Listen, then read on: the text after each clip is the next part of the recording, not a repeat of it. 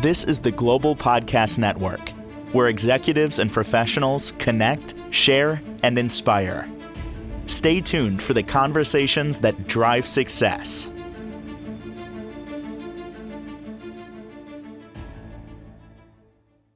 Welcome back to the show. We are honored to have our next guest joining us today, Pamela Bridgeman here. She's the owner and clinical director of A Healing Journey Counseling and Consultation. She's based out of Cartersville, Georgia, but really is helping so many all over with the telehealth platform, with counseling for emotional stress and helping those with anxiety, depression, and so many other ailments. So welcome to the show today. How are you? I am well. Thank you so much for having me. Oh, pleasure to be here. So first and foremost, tell us a little bit about who you are and what you do. You mentioned I'm Pamela Bridgeman. I am a licensed clinical social worker. I also hold credentials as a certified master addictions counselor and a certified clinical trauma professional. I'm a United States Air Force veteran, and I'm I, also an ordained minister. I've oh been providing my goodness. compassionate care since 1976. Wow. Well, we are honored to have you here. And I think it's important to kind of dive into your background. And again, thank you for your service. I would love to hear a little bit of your background so we can get to know you first. So tell me, where were you born and raised? And then what did you, want to do in school? How did you get into the Air Force? This is amazing. And let's talk a little bit about your kind of your backstory, please. So I'm a country girl. I was actually, my dad was active duty Army, and so I was born at Fort Rucker Air Force Base in Alabama. But my mom is also from Alabama, and I grew up on a farm with my maternal grandparents, which was just awesome. And this is interesting. This will tell you how old I am. We did not have running water or a paved road in front of our home, our farmhouse, until I was a sophomore in college. Wow. But it was fun and refreshing. How did I get into the Air Force? Yeah. I was a single parent and I needed Uh, to take care of my child. And I, uh, I started to join the Army. And so I went to the Army recruiter and he made a pass at me. So I went across the hall to the Air Force recruiter. And I joined the Air Force instead. wow. Oh my goodness, what a story. What a story. So that's a little bit about who I am. Amazing. And how many years were you there? I was in the Air Force for 8 years. I went in, I had my master's degree when I went in, but I was disillusioned at the moment. And so I went in enlisted instead of as an officer. And so I went in as I went in as an administrative specialist. My first duty station was King Salmon, Alaska, which is 10 miles from Siberia. Okay. And it was a remote tour. And I was the admin for the base command. One morning, he comes out with a personnel folder in his hand. And he says to me, Amber Bridgman, I see that you have a degree in social work. Oh my goodness. I'm like, yes, sir. Yeah. He says, good, you're going to be my additional duty social actions officer. So myself and the base chaplain ran substance abuse groups and mental health groups for the year's tour that I was there. So when I transitioned to the lower 48 to McCord Air Force Base, since I had been doing that, I cross-trained into the substance use field with the Air Force. Wow. I was the lowest ranking person that had ever been allowed into that field at the time. And so that's what I did for the rest of the time that I was in the military. I got out of the Air Force in order to help my sister and brother-in-law plant a church in Austin, Texas. Wow. Oh my goodness. And then tell me, yeah, when did you become a reverend? Well, I was initially licensed in 1984 Okay. and ordained about 5 years after that. Now, let me ask about, your passion. When did you want to start helping those? Clearly, that's like an innate passion, obviously, right? But tell us a little more details about what brought you here to get into this. I mean, this is pretty fascinating, the work you're doing to help so many with your counseling. And of course, you mentioned break cycles, create wholeness, find joy. I would love to hear more about, the therapy and all that you have to offer. Initially, I thought that I would be a school teacher because my mother was a school teacher and I was a member of the Future Teachers of America when I was in high school, like in ninth grade. Then my junior year, I went to visit a relative in Cleveland, Ohio. And that relative was working, and so I had to hang out with a friend Mm-hmm. of my relative, and she happened to work for the Department of Family and Children Services. She had to visit there to do something. I don't remember what. I was 15 years old. But when we walked into the building, there was a narrow hallway that served as the waiting area. Oh, wow. And at the very end, there was a young girl that I found out later was 12 years old. She Mm. was pregnant and she was weeping. Oh my And that gosh. family friend knelt beside her and assured her that everything was going to be okay. Wow. And that little girl stopped crying and she just had the brightest sense of hope on her face. I was 15 years old, Gene. And at that moment, I decided I was going to be a social. Oh my goodness. Wow. What an inspiring story. And here you are. Here I am. I'm Oh, 15, I'm 69 now. So, but I've been since 1976. I have been doing beautiful. compassion. Well, can we talk a little bit how this mental health therapy works? And we're going to talk about some of the primary theoretical approaches and interventions you use as well. Thank you.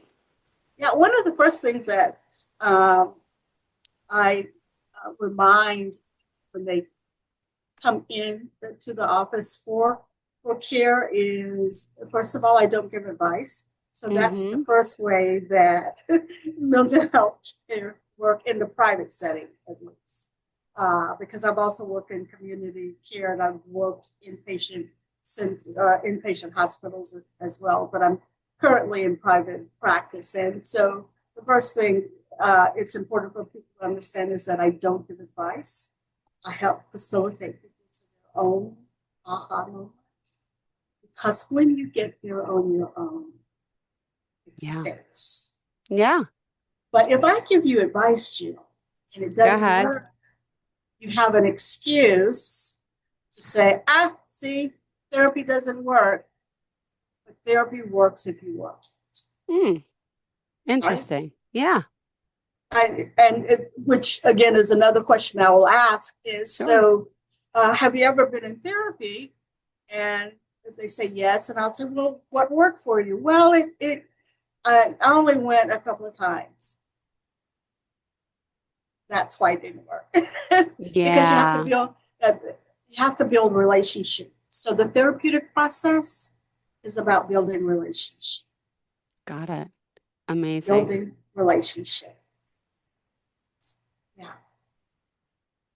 My particular therapeutic approach, a theoretical approach rather, I'm eclectic, but my primary approach is cognitive behavior therapy. And Mm-hmm. that's based a lot on the fact that I also approach what I do from a Christian worldview. Mind you, that does not mean that I'm Okay. a Bible thumper. That does not mean that I have not had wonderful relationships with individuals who, are not Christian, who are atheists, who are agnostic, because I've had wonderful relationships with people who don't share my worldview. But my worldview uh, parallels cognitive behavior therapy because Mm-hmm. it's about our thoughts, right? Dictate what we believe, and what we believe dictate what we feel, and what we feel dictate how we behave, and how we behave dictates our outcome. And two of my favorite scriptures in the Bible Mm. says that, it, just in a different way. so, so cognitive behavior therapy is my primary theoretic perspective. With trauma informed care, um, I'm doing a lot of narrative work with trauma, letting people uh, tell their story in a way that empowers them. Amazing. Well, I want to definitely dive into, details of, get some stories of the people that you're helping here with a healing journey. And just to remind everyone that if you are listening now, we are here with our friend and our guest, and it's Pamela Bridgeman. She is the owner and clinical director of a healing journey counseling and consultation. Now, based out of Georgia, but you can work with people in any state, or what's that? Well, with my license as a clinical social worker, no. But with my certification as a master addictions counselor, yes. So, Going, yes. Well, amazing. Because, I just want to bring up the fact that she's here helping so many people. We're going to dive into some of these things that she's helping people with, whether it's depression, anxiety, bipolar, PTSD, sexual abuse related trauma, domestic violence. I mean, I would love to, if you could dive in a little further into, the types of things you're helping people with. yeah, because I'm in private practice, it's a little bit different than in community mental health. When I was in community mental health, I saw a lot of people with persistent mental illness.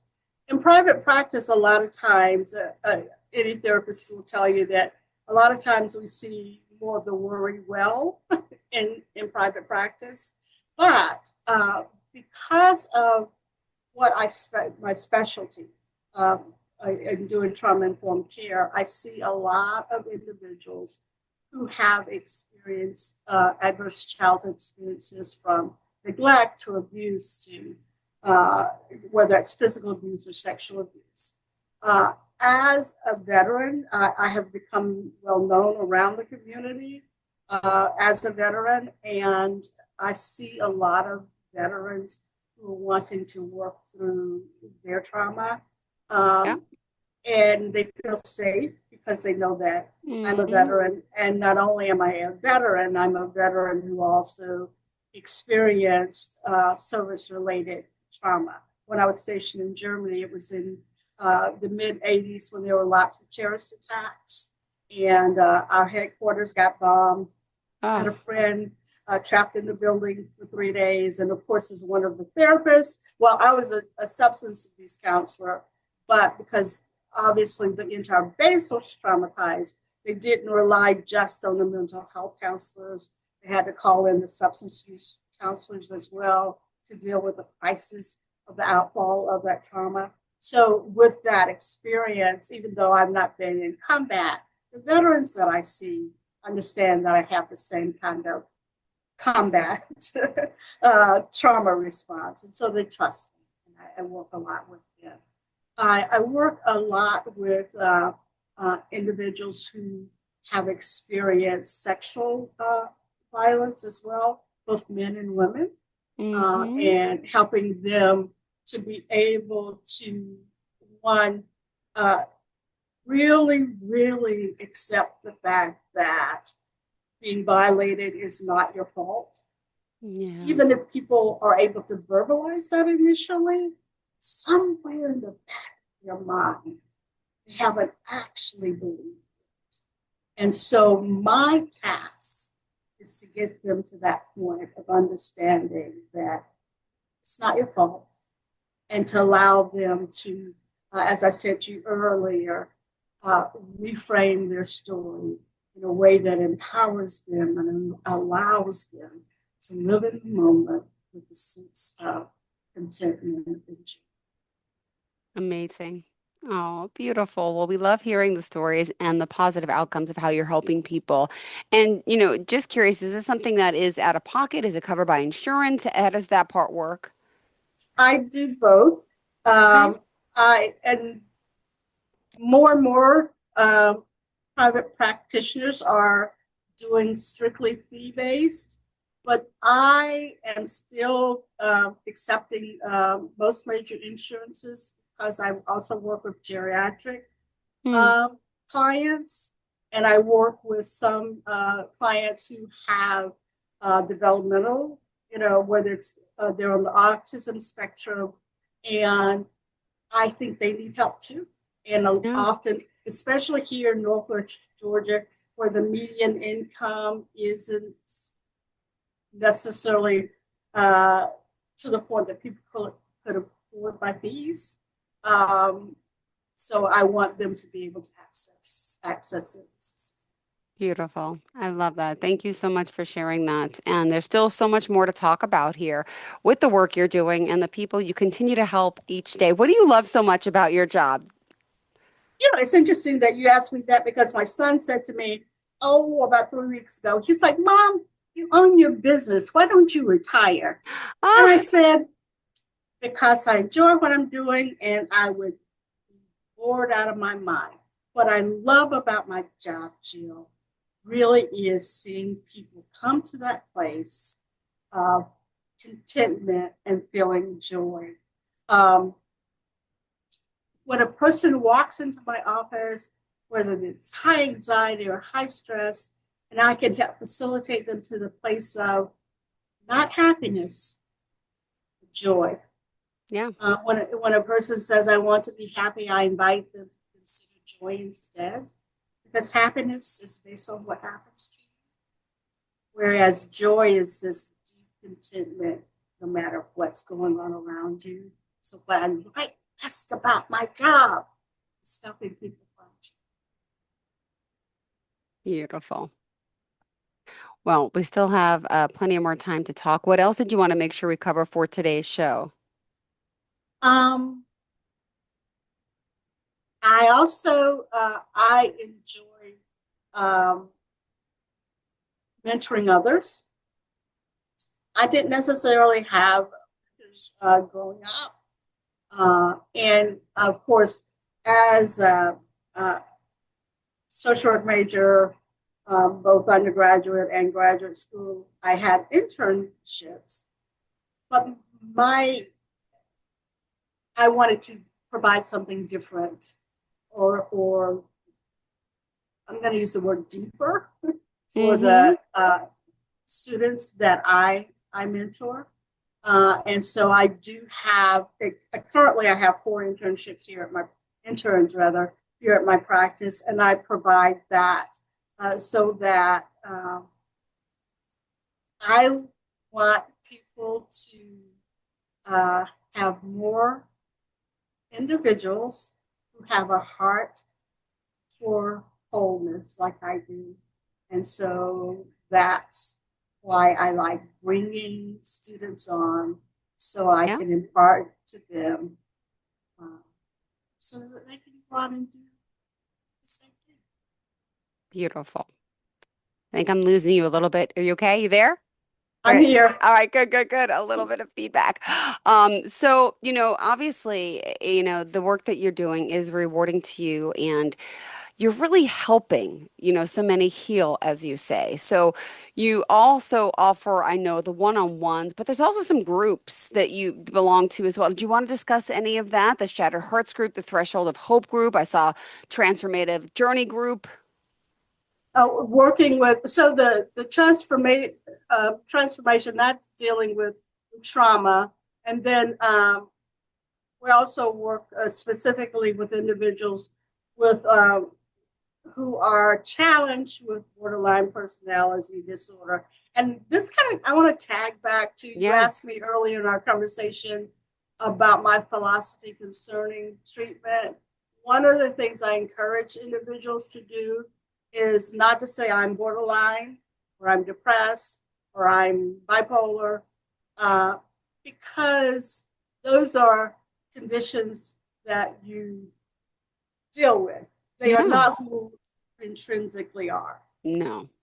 And so uh, part of the purpose of those groups is to get individuals to understand that that's not who you are, that's what you deal with. And so we focus on the specific symptoms of those different challenges, whether it's a personality disorder or a mental illness, uh, when we're working in those groups. Beautiful. And you're here, your mission obviously is to help people and also spiritually. You mentioned, I know there's a biblical passage from Isaiah that you talk about. The charge is to bring healing, liberty, comfort, and reparation. Yeah, yeah. The Spirit of the Lord is upon me to set the captive free. That's, and whether that captivity is substance use disorders or that captivity is not being able to interact well with my spouse or my daughter or my son, whatever that captivity is, then my uh, task is to be Yeah. present Mm-hmm. for them, to walk with them through that. The name of my practice is the Healing Journey, because it is a journey. When you go into anybody's office for help with a mental illness or substance use disorder or relationship issues, it doesn't change overnight. No. It's a journey. Yeah. It's a journey, and sometimes, like Robert Frost, right? You come to a road that diverges, and my job as the therapist is to help you figure out Yeah. which of those paths, you know, are you going to take the road less traveled by, or so yeah, Great. yeah. Well, did you want to share a story or two of someone that you've helped work with and what they're saying about, working with you? Um, I know we've got more time left, Jill, but I really can't think of. Is there someone maybe with anxiety? Someone, I feel like since the pandemic, there's been so much anxiety. Oh, I'm not sure if absolutely. that's something. There's Yeah. been a lot of anxiety. Mostly the people that come in and say that what helps them most isn't necessarily the skills that I help them learn or the breathing techniques and grounding that I help, but just the being present. Yeah. And that's what most people want, to be heard and to be seen. And that's what I offer, Yeah. to be present. I'm at, this may sound arrogant, but I've been at this over 40 something years. So I can provide skills. I can provide techniques. I can give you, right? I'm good at that. Yeah. But that's not when my clients, right, they're sort of exit what did, or say, what was it that worked well for you? They don't say, well, it was that using the five senses grounding technique. They don't say it was learning progressive muscle relaxation or deep breathing to get oxygen to my brain to stabilize my anxiety. Yeah. They say it was you being present. Aw. And that's what's And they so can use beautiful. that phrase because that's the phrase I promised them. In my very first session, I promised them I'm going to be present. Ah. And that's what they tell me that worked best was. Mhm. Now, also, you're helping those with addictions, right? Like with substance abuse, from alcohol to drugs. I mean, this is something that I know you've been helping so many on. And how long does it take to work with you and heal in a sense? Is it different for everyone, or do you recommend working It with is you? always different for everyone, right? Any any clinician will tell you effectively, to be most effective, you've got to do individualized care. So Yeah. it's different for everyone. And of course, with substance use disorder, I've been doing that since 1982 when I was in the military. In fact, the Department of Defense was the first institution to offer certification for substance use counselors. And then the states decided to do it. But so I've been doing that a long time. And yes, it's different for women versus men. It's different generationally. Mm-hmm. In fact, I laugh that depending on how old a person is when I'm doing a substance abuse assessment, I Yeah. say, other than marijuana, what drugs have you tried? Because if you're my age, you were probably a hippie and you Try probably things. Yeah. Mm-hmm.